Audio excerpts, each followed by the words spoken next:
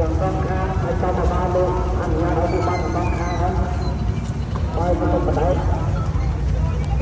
rồi phúc vừa làm không được vừa làm cắt với cắt từng này. Con trực con là nãy xong trực con mà. Bà trực con có bán này ông mẹ phun này. Anh ấy à? Anh ấy pin mang theo.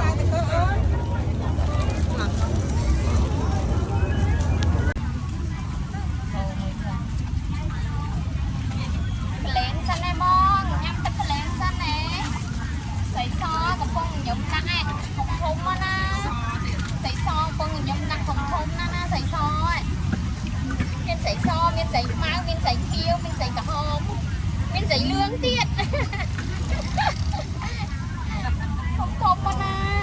Ui. À sấy lương nước bạc hả vậy? Sấy lương nước bạc.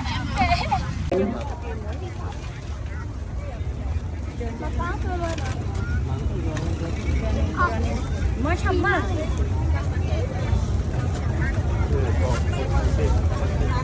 Con bay rồi thiếu nè. Nó này nâng vai nâng cho không có nâng đi, máu đi máu cọp kia. Mình theo bài bao ôn mình vươn lên màu. Rồi trong đập xong thì màu phong, phải bong lên luôn. Rồi mình chất gây cho tu sắp nó hả đây, đấy. Bà mình ta cho rơ mấy.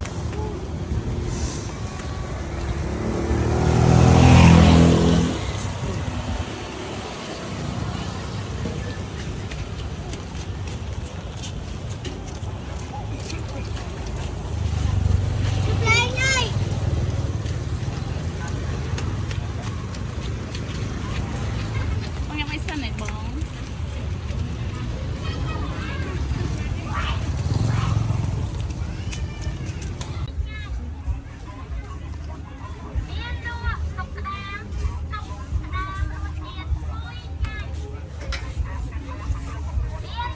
Tôi nhâm lại na đó còn. Tôi thổi cái đâu mấy. Lại bom. Tạm được cái này.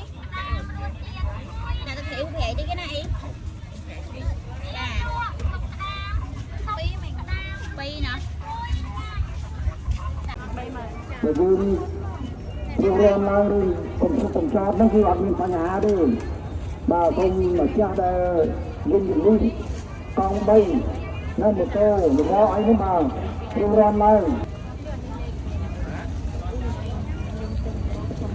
rồi mau đang thâu luôn vào đi mình mà chịu nói phải được lo chặt thoáng mà chẳng hỏi bàn thì liên ca